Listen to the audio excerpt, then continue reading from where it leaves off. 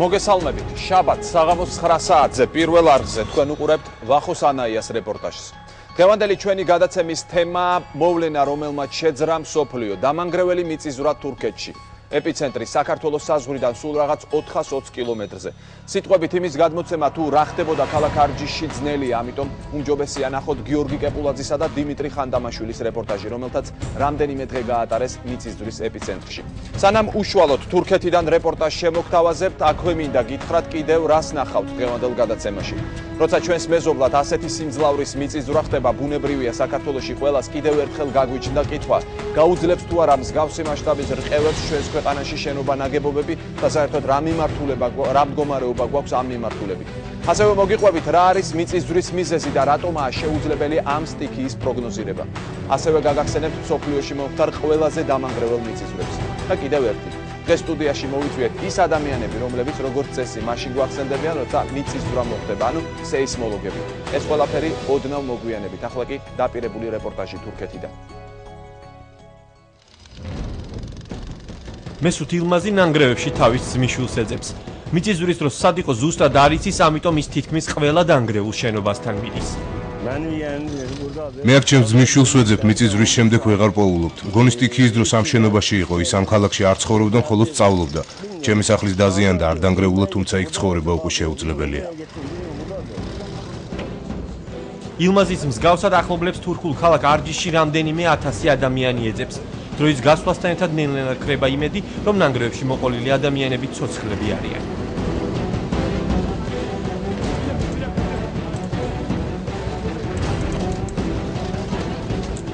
23 ოქტომბერს შუადღისას მომხდარმა ძლიერმა მიწისძვრამ ვანის პროვინციის ქალაქი არჯიში თითქმის მიწასთან გაასწორა. დაინგრა 50-მდე შენობა, დანარჩენები იმდენად დაზიანდა, რომ საცხოვრებლად უარგისია. ძირითადად ქურთებით დასახლებული 75,000-იანი ქალაქის ყველა მცხოვრები უსახლკაროდაა დარჩენილი. მათ ყველაფერი დაკარგეს. ამ ადგილას 7 სართულიანი საცხოვრებელი სახლი იდგა, რომელიც ახლა ნანგრევებად არის ქცეული. მაშველები განაგრძობენ დაზარალებულთა ძებნას. აქვე არიან ის ადამიანები, რომლებიც ამ კორპუსში ცხოვრობდნენ. მათ ერთადერთი რამ დარჩენიათ, რომ დაელოდონ შედეგს, იპოვნიან თუ არა მაშველები ნანგრევებში მოყოლილ მათ ახლობლებს. ღიაცის ქვეშ დარჩა იაკუბი შირმაქიც, მისი 10 სულიანი ოჯახი ახლა ერთ კარავში ცხოვრობს. ახლა მათთვის მთავარია, რომ დამანგრეულ სტიქიას გადაურჩა ოჯახის ყველაზე უმცროსი წევრი გოგონა, რომელმაც ფეხი მოიტეხა და სახეს დაიზიანა, მაგრამ მომჯობინდა და მშობლებთან ერთად ათევს ღამეს კარავში. ჩემი ბავშვი ნანგრევებში მოყვა, ის მხოლოდ 27 საათში იპოვეს და ამოიყვანეს. ღვთისწყალობით ბავშვს მხოლოდ სახეზე აქვს მცირე დაზიანება და ფეხი მოტეხილი. ჩვენი კორპუსი 5 სართულიანი იყო და ახლა მიწასთან არის გასწორებული. ჩვენი ერთი მეზობელი სამწუხაროდ დაიღუპა. სახელმწიფო დახმარება რომ არა, ახლა ქუჩაში ვიქნებოდით. ალაჰის წყალობით ყველაფერი კარგად იქნება. ამ ოჯახს კიდევ გაუმართლა არიან ისეთებიც, რომელთაც ღამის გათევა ღიად ცის ქვეშ უწევს.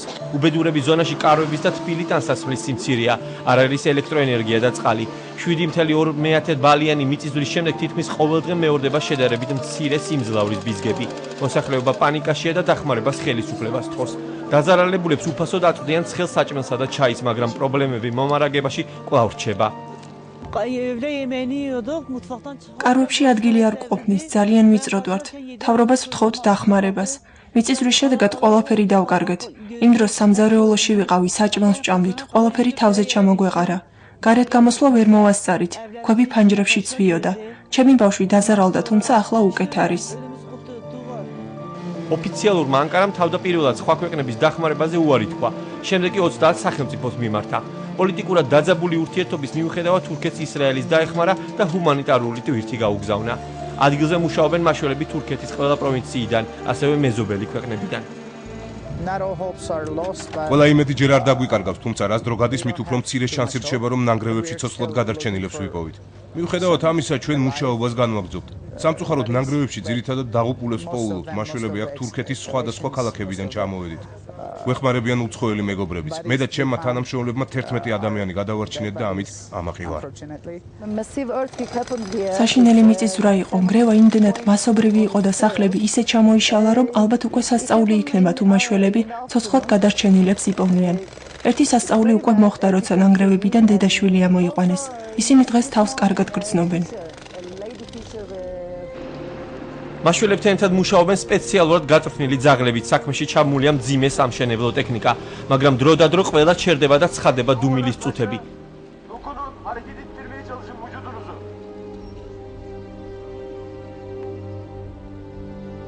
ასე მაშველები ცდილობენ ნანგრევებში მოყოლილი ადამიანების ხმა გაიგონ. ეს წუთია კვლავ განახდა მუშაობა, მაშველები განაგრძობენ მუშაობას, ამუშავებენ მძიმე ტექნიკას, რადგანაც სიჩუმის რამდენიმე წუთმა შედეგი არ გამოიღო და მაშველებმა ვერ გაიგეს იმ ადამიანების ხმა, რომლებიც მოყოლილი არიან ამ შენობის ქვეშ და მათი ვარაუდით კვლავ ცოცხლები არიან. მიწისძვრის შედეგად მნიშვნელოვნად დაზიანდა ქალაქ არჯიშის მეჩეთი. ჩამოგრევის საფრთხის მიუხედავად ადგილობრივები საოცავში მაინც შედიან. ყველაფერი რაც მოხდა გამოცდა იყო, ვინც გადარჩა ისინი სასურველი რწმენაში უფრო გაძლიერდნენ. გამოიჩინონ მეტი მოთფინება. ეს ყველასათვის გაკვეთილი იყო. ალაჰი ამბობს, რომ ჩვენი სიცოცხლე ერთ წამში შეუძლია წაიღოს. ამიტომ უნდა ვეცადოთ, რომ ცუდი არ ვაკეთოთ და ბევრი ვილოცოთ. ამ ტრაგედიიდან სწორი დასკვნა უნდა გამოვიტანოთ. მიწისძვრას 600-მდე ადამიანი ემსხვერპლა. ნანგრევების სრულად გაწმენდის შემდეგ სავარაუდოდ ეს რიცხვი გაიზრდება. ასეულობით ადამიანი ამ დრომდე უგზო-უკვლოდ დაკარგულთა სიაშია. ახლა გვიანი ღამეა, თუმცა მაშველები მაინც არ წყვეტენ მუშაობას, რადგან აქ ყოველი წუთი ძვირფასია ნანგრევებში მოყოლილი ადამიანების გადასარჩენად. ისინი ყველა ღონეს ხმარობენ და 24 საათიან რეჟიმში მუშაობენ.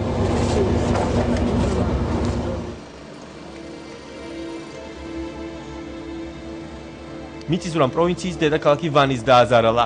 აქ რამდენიმე შენობა ჩამოინგრა, დაზიანდა ვანის აეროპორტიც, რომელიც რამდენიმე დღის განმავლობაში ჰუმანიტარული ტვირთების მიღებას ვერ ახერხებდა.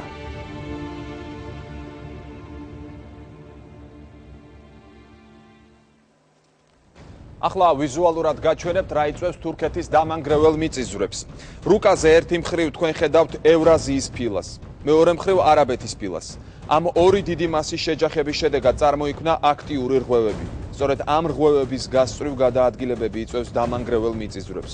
2011 წლის 23 ოქტომბრის ვანის მიწისძვრაც ამ პროცესითაა გამოწვეული. იმ განედზე, სადაც ეპიცენტრი მდებარეობს, არაბეთის ფილა 24 მმ წელიწადში სიჩქარით გადაადგილდება ჩრდილოეთით, ევრაზიის ფილისკენ. რა არის მიწისძვრა და რა იწვევს ამ ბუნებრივ რყევებს? რატომ უწოდებენ ამ სტიქიას დაუმარცხებელს და რატომაა შეუძლებელი მიწისძვრის პროგნოზირება? რა უნდა ვიცოდეთ მიწისძვრის შესახებ, მით უმეტეს, რომ ჩვენ სეისმურად აქტიურ ზონაში ვიმყოფებით. მიწისძვრა მსხვერპლის რაოდენობით და დამანგრეველი მოქმედებით აღემატება ყველა სხვა ბუნებრივ კატასტროფას. მიუხედავად იმისა, რომ ამ მოვლენას ახსნა აქვს და მეცნიერების მიერ შესწავლილია, 21 საუკუნეშიც მასთან გამკლავება ვერ ხერხდება. დედამიწის სიღრმეში წარმოქმნილი ენერგია გარკვეული დროის განმავლობაში გროვდება. როცა ენერგიის დაძაბულობა პიკს მიაღწევს, ზედაპირზე ამოდის და განიმუხტება. განმუხტვის პროცესი მკვეთრად გადაადგილებს ლითოსფერულ ფილებს და ზედაპირზე ჩვენ რყევებს შევიგრძნობთ. გარდა დიდი ფილაქნებისა არის აგრეთვე უფრო შედარებით მცირე ბლოკები ეგრეთ წოდებული, მაგრამ წყარო, ანუ მამოძრავებელი ძალა ნებისმიერი გდინად დიდი ფილაქნის გინდა უფრო მცირე ბლოკის არის ისევ და ისევ ეს კონვექციური მოძრაობა, რომელიც არის ღრმად, ესე იგი მანტიაში. მიწისძვრა შეიძლება ვულკანის მოქმედებამ და სხვადასხვა სახის აფეთქებებმაც გამოიწვიოს, თუმცა ჩვეულებრივ ამ ფაქტორებით მომხდარი მიწისძვრები სუსტია და ჩვენ ვერ ვგრძნობთ. სეისმურ ზონებს უწოდებენ იმ ტერიტორიას, სადაც მიწისძვრები მომხდარა, ხდება ან მოსალოდნელია. ერთ-ერთი აქტიური სეისმური სარტყელი ეს არის წყნარი ოკეანის სეისმური სარტყელი, რომელიც მოიცავს ამერიკის ორივე კონტინენტის დასავლეთ ნაწილს, ფილიპინებს, იაპონიას, ახალ ზელანდიას, კურილის კუნძულებს. მეორე სარტყელი ეს არის ალპურ ჰიმალაის სარტყელი, რომელიც მდებარეობს ევრაზიის სამხრეთით. ის იწყება ტიბეტიდან, მოიცავს ჩინეთის დიდ ტერიტორიებს, ცენტრალურ აზიას, ახლო აღმოსავლეთს, ალპებს, ევროპის სამხრეთ ნაწილს და ჩრდილოეთ აფრიკას. და მესამე სარტყელი უკავშირდება შუაოკეანურ ქედებს, რომლებიც განპირობებულია ოკეანის ლითოსფერული ფილების ურთიერთდაცილებით ერთმანეთისგან. მიწისძვრის სიმძლავრე დამოკიდებულია ენერგიის ძალაზე და თუ რა სიღრმეში ხდება ამ ენერგიის ფორმირება. რაც უფრო ღრმად მიმდინარეობს ენერგიის განმუხტვის პროცესი, მით უფრო ნაკლებია მიწისძვრის სიმძლავრე და პირიქით. მიწისძვრას განმეორებითობა ახასიათებს და შესაძლებელია იმ რეგიონში, სადაც მიწისძვრა მოხდა, რამდენიმე ათეული წლის შემდეგ ძლიერი ბიძგები კვლავ განმეორდეს.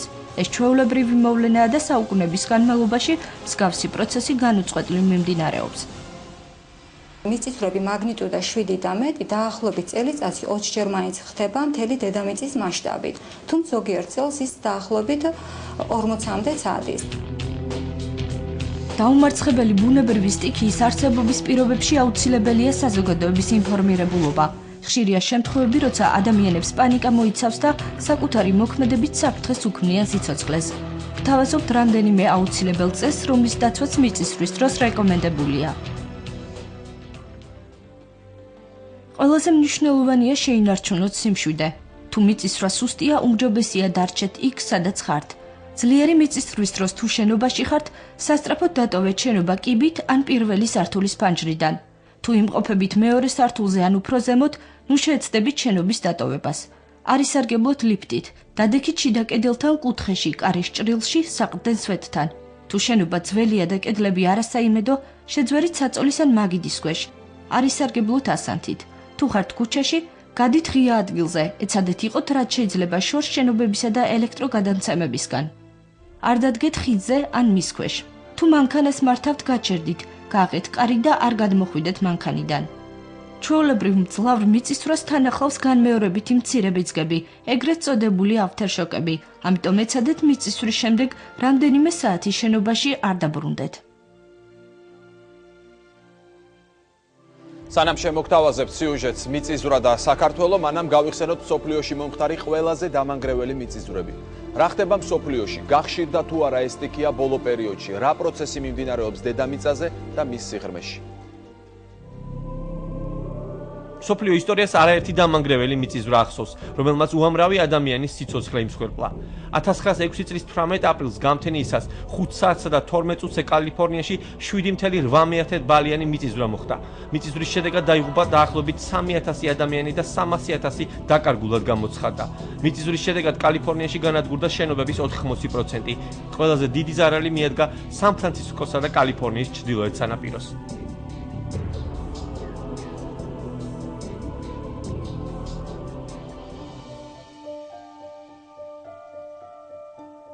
1999 წლის 17 ოქტომბერს სან-ფრანცისკოში მიწისძვრა კვლავ განმეორდა. შედეგი აღარ იყო ისეთი მასშტაბური, როგორც 1906 წელს. განსხვავება ამ ორი მიწისძვრის სიმძლავრეს შორის ძალიან მცირე იყო. დაიღუპა 42 ადამიანი.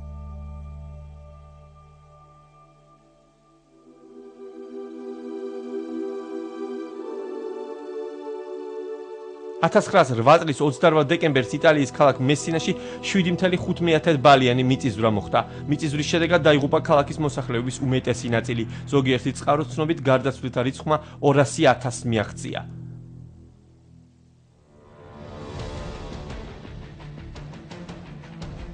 $1985 წლის 19 სექტემბერს მექსიკის დედაქალაქში მომხდარმა მიწისძვრამ 9000 ადამიანის სიცოცხლე იმსხვერპლა, 30000 ადამიანი დაშავდა და 100.000 უსახლკარო დარჩა.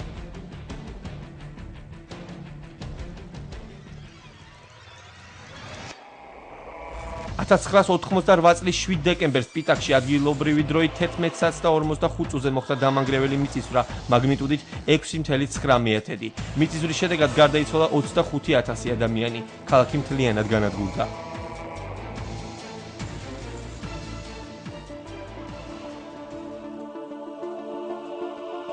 2010 წლის 12 იანვარს ჰაიტიზე მომხდარმა მიწისძვრამ ოფიციალური ინფორმაციით 220.000 ადამიანის სიცოცხლე იმსხვერპლა, 300.000 ადამიანის პოვნა ვერ მოხერხდა.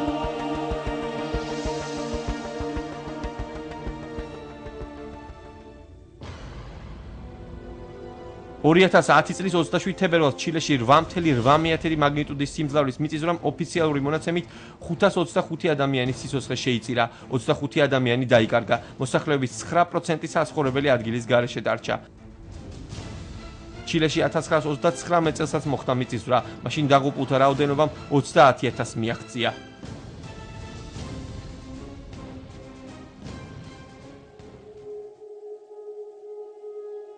იაპონიაში კერძოდ იოკოჰამაში 1923 წელს მომხდარმა მიწისძვრამ მაგნიტუდით 7.9 140,000 ადამიანის სიცოცხლე იმსხვერპლა. მიწისძვრამ გამოიწვია 12 მეტრიანი ცუნამი, რომლის შედეგად 150-მდე სახლი განადგურდა და 60 ადამიანი დაიღუპა.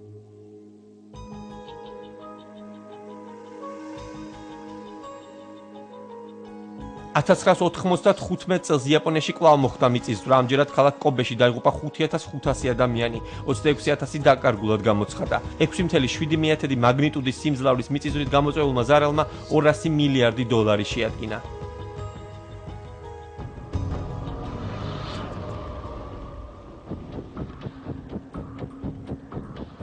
ყველა სახსოვს 2011 წელს იაპონიაში მომხდარი მიწისძვრის შემზარავი კადრები. მიწისძვრის სიმძლავრემ 9 მაგნიტუდას მიაღწია. მიწისძვრამ გამოიწვია ცუნამი და ატომური ელექტროსადგურების რამდენიმე რეაქტორი წყობრიდან გამოვიდა. საერთო ზარალმა 300 მილიარდს გადააჭარბა.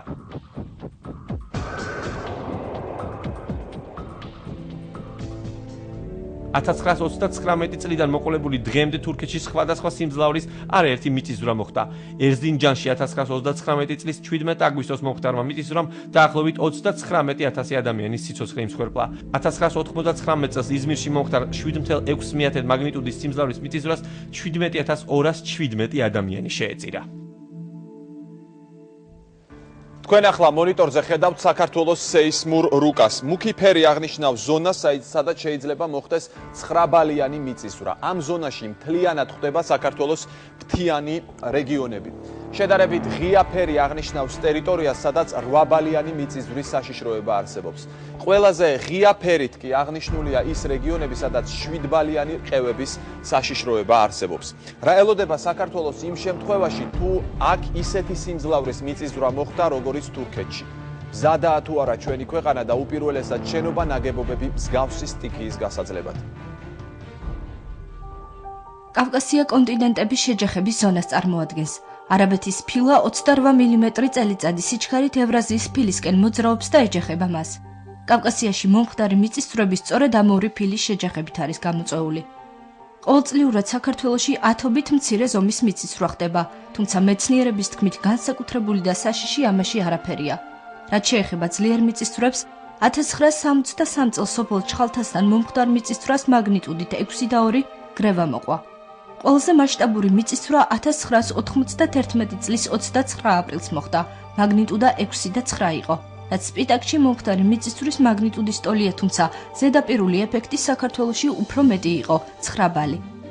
მიწისძვრის შედეგად დაიღუპა 200-მდე ადამიანი, დაინგრა 46000 საცხოვრებელი სახლი, 100-მდე საწარმო და სხვა ობიექტები.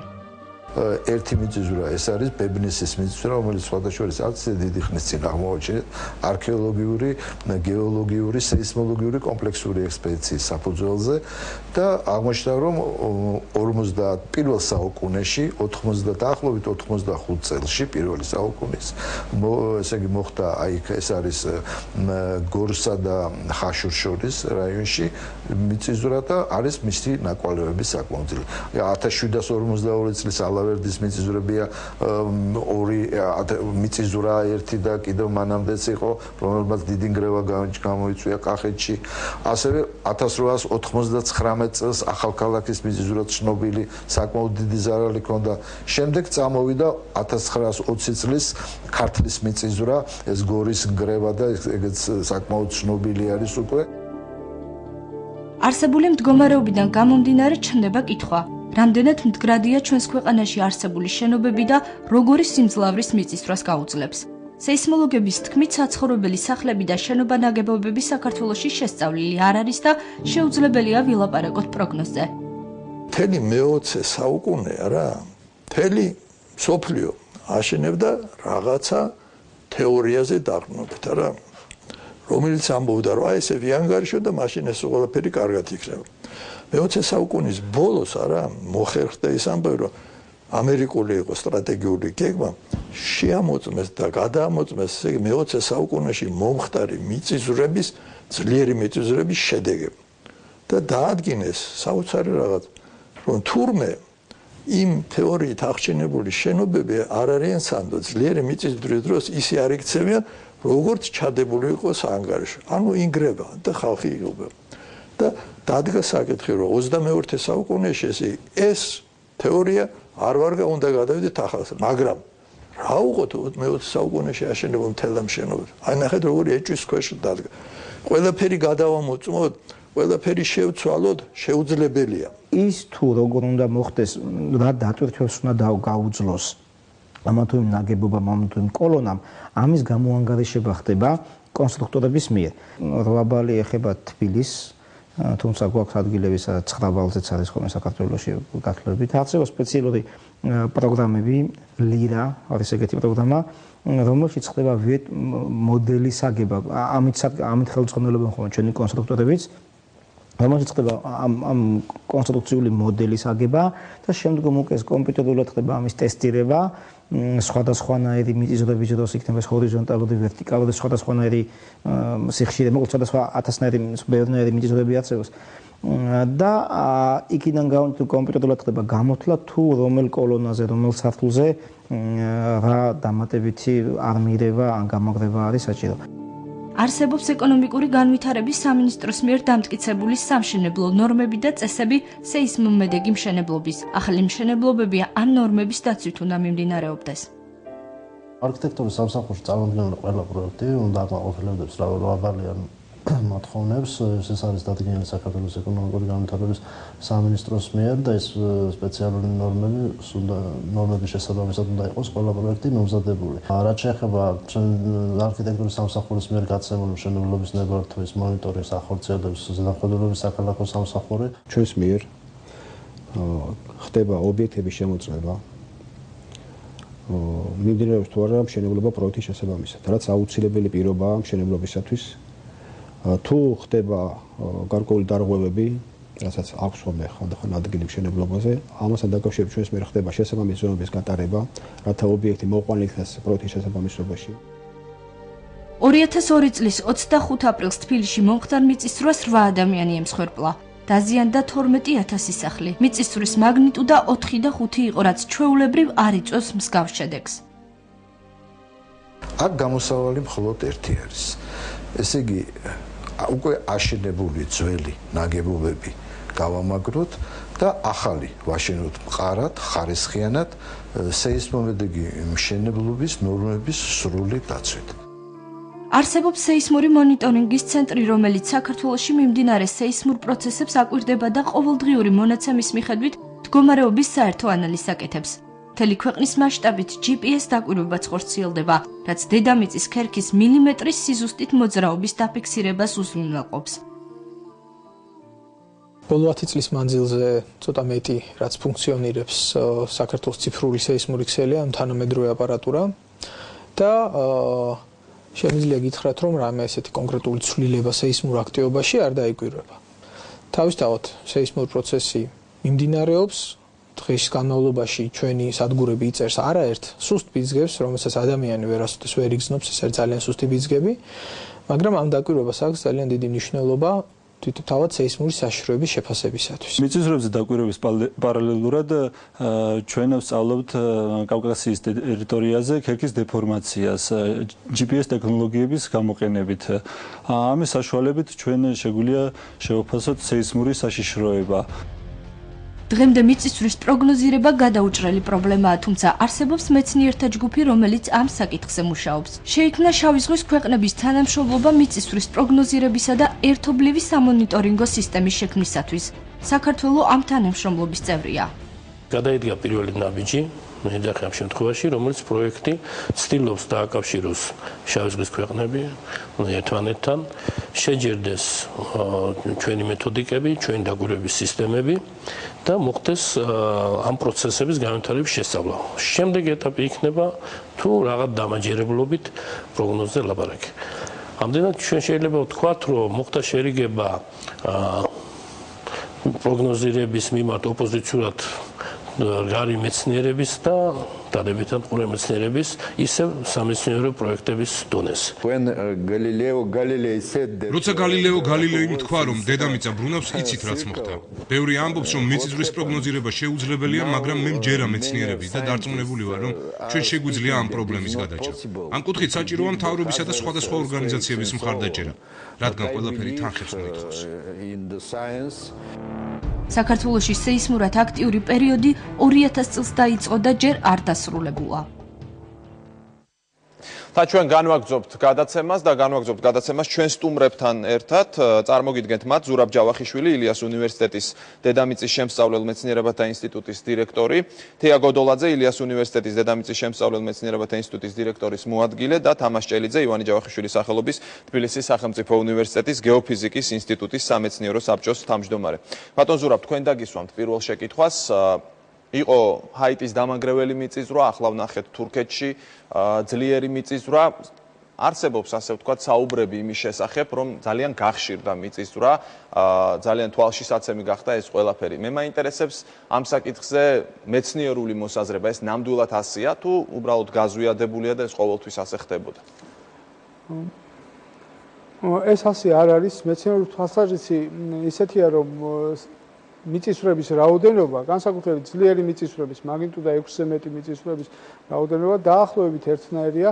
ეს პროცესი არასდროს არ ყოფილა სტაციონარული, ანუ განსხვავებები ყოველთვის იყო, მაგრამ საშუალო წლიური მაჩვენებლები დაახლოებით ერთნაირია. ახსნა ამ ფაქტისა, რომ რჩება შთაბეჭდება თითქოს გახშირდა მიწისძვრები, პირველ რიგში ისაა, რომ საინფორმაციო საშუალებები აშუქებენ ყველა მიწისძვრას, მათ შორის სუსტსაც კი. ინფორმაცია ძალიან სწრაფად ვრცელდება მიწისძვრების შესახებ, ახლა და ყველგან ვრცელდება და მეორე ის, რომ ნამდვილად უფრო გახშირდა მსხვერპლი მიწისძვრებით. ეს კი გამოწვეულია უკვე მოსახლეობის ზრდით, განსაკუთრებით განვითარებად ქვეყნებში და ქალაქების ზრდით, განსაკუთრებით ქალაქში მოსახლეობის ზრდით, განვითარებად ქვეყნებში და აი ეს იწვევს მსხვერპლის რაოდენობის გაზრდას. გასაგებია, ქალბატონ თეა, მე მინდა საქართველოზე გადმოვიდეთ და ვისაუბროთ, იმიტომ რომ ჩვენს მაყურებელს ახლა ყველაზე მეტად ალბათ ეს აინტერესებს. საქართველო თავისი ინფრასტრუქტურით, შენობა ნაგებობებით, თუნდაც საზოგადოების ინფორმირებულობით მიწისძვრასთან დაკავშირებით, როგორ უნდა მოიქცეს თქვათ მოქალაქე მიწისძვრის შემთხვევაში, რამდენად მზად არის, რომ მსგავსი სიმძლავრის მიწისძვრას, ასე ვთქვათ, მომზადებული შეხვდეს მეტნაკლებად. რაც შეგვეხება ჩვენ არ ვართ ისე მზად მიწისძვრასთან დაკავშირებით, თქვათ იმ საფრთხებთან დაკავშირებით, რაც ძლიერ მიწისძვრას მოყვება, როგორც არის იაპონია, მაგრამ უფრო თქვათ კარგი მდგომარეობა გვაქვს ვიდრე თქვათ მაგალითად ახლო აღმოსავლეთის ქვეყნებთან შედარებით, მაგრამ ის რაც თქვათ თანამედროვე სტანდარტები მოითხოვს, იგივე ინფრასტრუქტურის დაგეგმარებით თვალსაზრისით, იგივე მოსახლეობის ინფორმირებულობის თვალსაზრისით, ნამდვილად აი ამ საერთაშორისო სტანდარტებს ან თანამედროვე განვითარებულ სტანდარტებს ნამდვილად ჩამორჩებით. გასაგებია, ბატონ თამასაც მინდა დაუსვა შეკითხვა, რა სიმძლავრის მიწისძვრისთვის არის დღეს საქართველო მზად? მე შეიძლება ცოტა ძიმე შეკითხვას ვამ, მაგრამ მსგავსი ტიპის მიწისძვრა რომ მომხდარიყო საქართველოში, რა სურათი შეიძლება მიგვეხო? ეს შეიძლება გავყოთ ორ ნაწილად. ერთი ნაწილია თუ რა სიძლიერის მიწისძვრა შეიძლება მოხდეს საქართველოში, როგორც უნდა მოველოდოთ. ჩვენი შეფასებებით, ერთად დაახლოებით მაქსიმალური მაგნიტუდა მოსალოდნელი მიწისძვრების საქართველოში არის 7.5. 7.5. ანუ ეს არის ცოტა მეტი ვიდრე ახლა თურქეთში მოხდა. და საკმაოდ უფრო დიდი ვიდრე რაჭის მიწისძვრა და სპიტაკისა. ანუ მოსალოდნელი არის აი ასეთი სიძლიერის მიწისძვრა. მეორე ნაწილი არის აი რამდენად ვართ მზად და რა უნდა გაკეთდეს. ესე იგი ამჟამად სამწუხაროდ არავითარი დროითი პროგნოზი, ანუ როდის მოხდება მიწისძვრა, ეს საკითხი გადაწყვეტილი არ არის. სამაგიეროდ არის აი პროგნოზის ორი ელემენტი, ანუ სად შეიძლება მოხდეს აი ეს ძლიერი მიწისძვრა, რაზეც ჩვენ საუბრობთ და რა ადგილზე და რა სიძლიერის, ანუ რა მაგნიტუდის მიწისძვრას უნდა მოველოდოთ ამა თუ იმ რეგიონში, ну იგივე საქართველოსი. ამას ჩვენ გვაძლევს აი სეისმური სარაიონების რუკა, რომელიც გაკეთდა გეოფიზიკის ინსტიტუტში და ყველაზე უფრო მეტი საშიშროება არის კავკასიის, დიდი კავკასიონის სამხრეთი ფერდი და ჯავახეთი. აი აქ მოსალოდნელი არის ინტენსივობა 9. მოგეხსენებათ, ინტენსივობა და მაგნიტუდა სხვადასხვა. ინტენსივობა აღნიშნავს რყევის სიძლიერეს და აი დაახლოებით 9 ბალის სიძლიერის რყევები მოსალოდნელი არის აი ამ ორ რაიონში, რომელიც მე თქვენ დაგისახელეთ. დანარჩენ რაიონებში დაახლოებით, თუ გამოვრიცხავთ აჭარას, თითქმის ყველგან მოსალოდნელია ინტენსივობა რყევისა 8 ბალიანი. გასაგებია ბატონ ზურაბ, ერთი მხრივ ძველი შენობები და მეორე მხრივ შენობები, რომელიც ახლა შენდება. ამ საკითხში რამდენად არიან დღეს ახალი შენობების მშენებლობაში ჩართული პროფესიონალები სეისმური კუთხით? ალბათ სასურველია უფრო მეტად იყოს მოწესრიგებული ეს სფერო პირველ რიგში სეისმური ნორმებით. ჩვენი სეისმური ნორმები, უნდა ვთქვათ, რომ საკმაოდ მოძველებულია, თუმცა 2010 წელს არის მიღებული ახალი ნორმები, თუმცა ეს უკვე ასე ვთქვათ დაძველებულია. ჩვენ სასწრაფოდ გვესაჭიროება ახალი ნორმები, აი ამ ნორმების შესაბამისად სეისმური საშიშროების რუკები და შემდეგ რაც მთავარია კონტროლი მშენებლობაზე, იმიტომ რომ ცალკე ვთქვათ სამეცნიერო ნაშრომი სეისმური საშიშროების შეფასება, რა თქმა უნდა არ არის და არც სეისმური ნორმების არსებობა თავისთავად საკმარისი, შემდეგ უნდა ხდებოდეს კონტროლი მშენებლობაზე, რომ ამ ნორმების მიხედვით შენდებოდეს შენობები. ეს არის მთავარი დაცვა, მიწისძვრისგან დაცვა, დღეისათვის საუკეთესო დაცვა ეს არის სეისმომედეგი ნაგებობის მშენებლობა. ქალბატონ თეა, მე მინდა ინფორმირებულობასთან დაკავშირებით კითხოთ საზოგადოების, რა უნდა იცოდეს ხო მოქალაქემ, როდესაც ვთქვათ ხდება მიწისძვრა, რა უნდა გაითვალისწინოს, რამდენად მნიშვნელოვანია ვთქვათ მოქალაქეების ინფორმირება, ხო? ერთია შენობა რამდენად მყარია და გაუძლებს ამ ყველაფერს და მეორეა ჩვენ რა უნდა გავაკეთოთ. მე ვთქვათ ჩვენი თქვენ პარტნიორი ქვეყნების მაგალითზე მინდა მოგახსენოთ, რომ იქ უკვე რეგულაციას ამას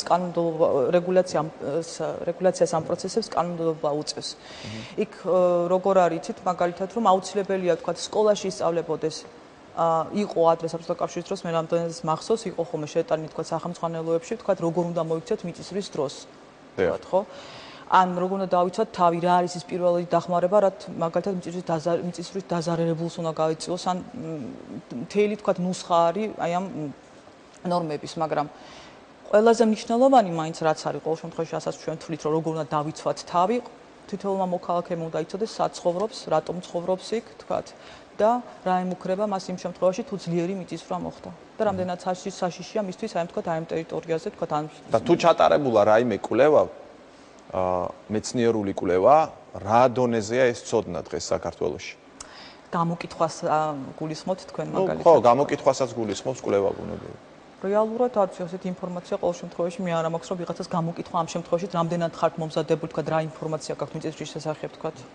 მე არ ამსმენია ყოველ შემთხვევაში. ანუ თქვენ პროფესიონალებს თუ არა გაქვთ სავარაუდოა, რომ არც არსებობს მაშინ. შეიძლება ითქვას, სამწუხაროდ 2002 წლის თბილისის მიწისძვრა მაჩვენა, რომ ძალიან ცუდად არის ამ ხრივ საქმე.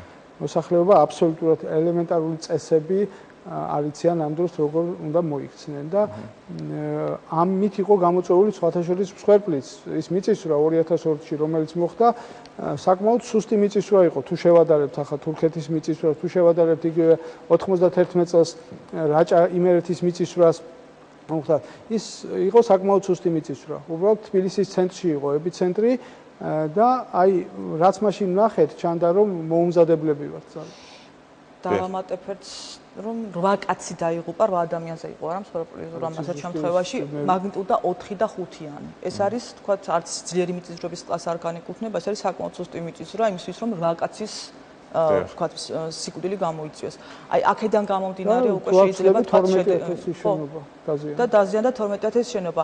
აი ამ შედეგებიდან გამომდინარე ჩვენ თავისუფლად შეგვიძლია ვიმუშაოთ, რომ აბსოლუტურად მომზადებლები ვართ მსგავსი პროცესებისათვის საქართველოში. ბატონ თამაზ, არსებობს მოსაზრება, რომ არ ვიცი ამას მეცნიერულად რამდენად აქვს საფუძველი, თქვენგან ველოდები პასუხს, რომ შესაძლებელია მიწისძვრის ხელოვნურად გამოწვევა და საზოგადოებაში ამ დღეებში იყო ამაზე ლაპარაკი. მე მაინტერესებს თქვენი მოსაზრება ამ საკითხზე. ესე იგი, რა თქმა უნდა, მიწისძვრის ხელოვნურად გამოწვევა შესაძლებელია, ეს დაამტკიცა სრულიად მოულოდნელმა ექსპერიმენტებმა. ამერიკაში ერთ-ერთ შტატში მოხდა წყლის ჩაჭირხნა ჭაბურღილში. ტოქსიკური წყლების ჩაჭირხნა ჭაბურღილში. და იქ სრულიად სეისმურად წყნარ რეგიონში დაიწყო მიწისძვრები. როდესაც ეს ჩაჭირხნა შეაჩერეს, მიწისძვრები შეჩერდა, როდესაც კვლავ განაახლეს, ისევ დაიწყო მიწისძვრები.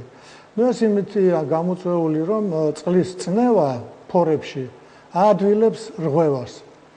მასშტაბი პრინციპში არა მართლაც მიწისძვრების ასე თქვა ხელოვნური გამოწვევა აი ასეთი გავლენით იგივე წყლის ჩაჭირხნით პრინციპში შესაძლებელია. თუ არსებობს რაიმე ფაქტი ისტორიის განმავლობაში, როდესაც თქვათ ასეთი ხელოვნური მიწისძვრის შემთხვევა ყოფილა და ეს მეცნიერულად დამტკიცებულა, თუ გამოუყენებიათ ეს შესაძლებელი. ეს სრულიად შემთხვევით აღმოაჩინეს. და მეორე ფაქტი არის, ესე იგი დამტკიცებულია პრინციპში იგივე, რომ აი დიდი რეზერვუარების კაშხლებთან არსებული დიდი რეზერვუარების ავსება როგორც წესი დაახლოებით რამდენიმე თვეში იწვევს გაზრდილ იწვევს მიწისძვრებს. შეიძლება მცირეს და შეიძლება საშუალოსაც. ანუ ეს წყლის ზემოქმედება და დატვირთვა პრინციპში იწვევს მიწისძვრას. მეორე საკითხია შეიძლება თუ არა მიწისძვრის გამოყენება როგორც ეგრეთ წოდებული ტექტონიკური იარაღის.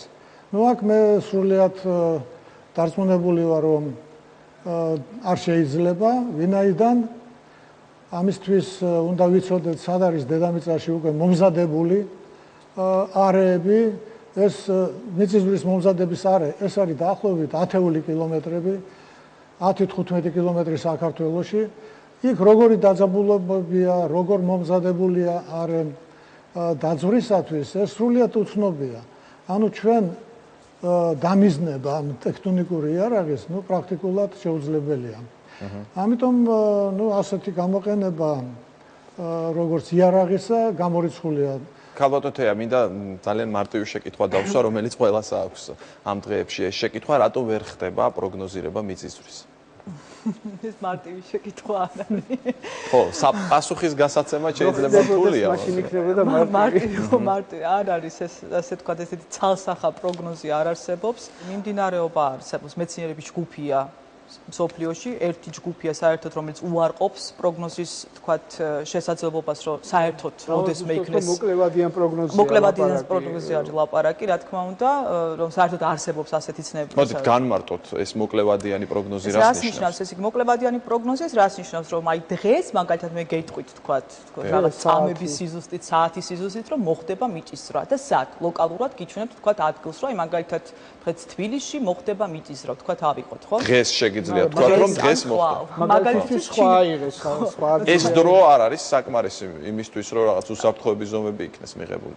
არა, ეს არის მოკლევადიანი პროგნოზი. რა თქმა უნდა, თუ თქვათ ჩვენ ვიტყვით მაგალითად თქვათ ჩავთვალოთ, რომ ვაკეთებთ პროგნოზს, არა? და თქვათ ვამბობთ, რომ აი ერთ თვეში სადღაც რაღაც ტერიტორიაზე, მაგალითად თქვათ იგივე რაჭაში, იგივე ჯავახეთზე მოხდა რაღაც თქვათ ენერგიის მაგნიტუდის მქონე მიწისძვრა, ხო? ასეთ პროგნოზს როცა ვაკეთებთ, რა თქმა უნდა, მოსახლეობა შესაბამისად მოემზადებოდა ისეთი თქვათ რომ არსებობდეს ამის საშუალება, მაგრამ რეალურად არა, სეისმოლოგების ვერ ვაკეთებთ დღესდღეობით პროგნოზს მიწისძვრისას. ან დროსა და სივრცეში ზუსტად ვერ განსაზღვრავთ მიწისძვრის კოორდინატს. ანუ ბატონ ზურაბ, შეგვიძლია ვთქვათ, რომ ამ მიმართულებით მეცნიერება უძლურია პრაქტიკულად. არა, ესე იგი, როგორ არის იცით, ფაქტიურად დღემდე ვერ მოხერხდა ამ პრობლემის გადაჭრა. ამ საკითხზე ფაქტიურად ბატონი თამაზი მშვენივრად ალბათ იტყვის კიდევ თავის საზრს. ესე იგი, მოკლედ რომ გითხრათ, რატომ ვერ მოხერხდა, პროცესი არის ძალიან რთული და თვითონ ეს პროცესი ისეთია, სეისმური პროცესი, რომ ზოგიერთი მეცნიერი გამორიცხავს იმასაც, რომ საერთოდ შესაძლებელია მოკლევადიანი პროგნოზი, ანუ ზუსტად დროის ადგილის მითითება და მიწისძვრის სიძლიერის. პროგნოზში ეს იგულისხმება, ჩვენ უნდა მივუთითოთ რა ადგილას მოხდება, რა სიძლიერის და როდის მოკლევადიან პროგნოზში. თუმცა გაცილებით ოპტიმისტურად არის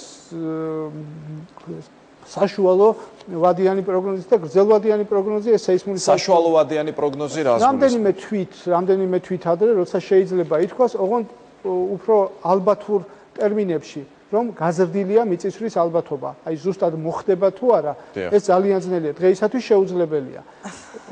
როგორც გითხარით, ზოგიერთი ფიქრობს, რომ ასეთი პროგნოზი მიწისძვრის პროცესია საერთოდ შეუძლებელია. ზოგიერთი მეცნიერი უფრო ოპტიმისტურად არის ამ ხრივ განწყობილი, მაგრამ დღეს რაც შეიძლება ვთქვათ, დღევანდელი ცოდნით, შეიძლება ვთქვათ, რომ რაღაც გარკვეული ეგრეთ წოდებულ წინამორბედებზე დაკვირვებით, ვთქვათ, რომ სადღაც გაზრდილია მიწისძვრის ალბათობა რომელიღაც რეგიონში.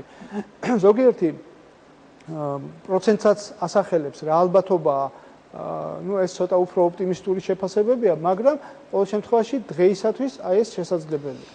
მაგრამ დავამატებდი ბატონ ზურაბის, ეს არ ნიშნავს საშუალოვადიანი პროგნოზი, რომ ალბათობა გაზრდილია, ეს არ ნიშნავს, რომ მოხდება მიწისძვრა. რა თქმა უნდა. ეს არ ნიშნავს ამას, ეს არის უბრალოდ თქვათ, რომ შესაძლებელია მოხდეს. რის საშუალებას? ეს ხალხა პროგნოზი არ არსებობს. რის საშუალებას იძლევა? ამან ხომ შეიძლება პანიკა გამოიწვიოს პირიქით მოსახლეობაში. დავიღოთ იაპონიის მაგალითი. თქვათ, აი სადაც მოხდა, თქვათ მარტის მიწისძვრა, თქვათ 13 მარტი იყო თუ არ ვცდები არა, 13 მარტის აი ეს ძალიან დამანგრეველი და მეგა მიწისძვრასაც თქვა მაგნიტუდა 9 და 0-იანი. 10 წლის უკან იაპონელი მეცნიერები თქვათ, აი ამ სეგმენტზე, აი ამ რღვევის აი ამ სეგმენტზე ელოდებოდნენ მიწისძვრას. მაგრამ როდის მოხდებოდა კონკრეტულად, ეს მოხდებოდა 10 წელიწადში, 20 წელიწადში, ანუ დაძაბულობა იყო მომატებული. პრაქტიკულად აღმოჩნდა, რომ ეს საკითხი მაინც ვერ გადაწყდა. არ არის ცალსახა პროგნოზი აქვს ლაპარაკი. მოკლევადიან ცალსახა პროგნოზი, რომელიც გადაუჭრელი ამოცანაა დღევანდელ სეისმოლოგიაში. ბატონ თამას, თქვენი აზრიც გვაინტერესებს პროგნოზირებასთან დაკავშირებით. რა შეუძლია დღეს ამ ხრივ მეცნიერებას? პროგნოზირება, როგორც მართლაც ითქვა, ურთულესი ამოცანაა და ეს იმიტომ, რომ როგორც თქვით, მიწისძვრის მომზადება ხდება დედამიწის წიაღში ძალიან ღრმად, სადღაც 10-15 კილომეტრზე და ცხადია, რომ იქ დაკვირვება, ძალიან ძნელია. პრაქტიკულად ახლა ჩვენ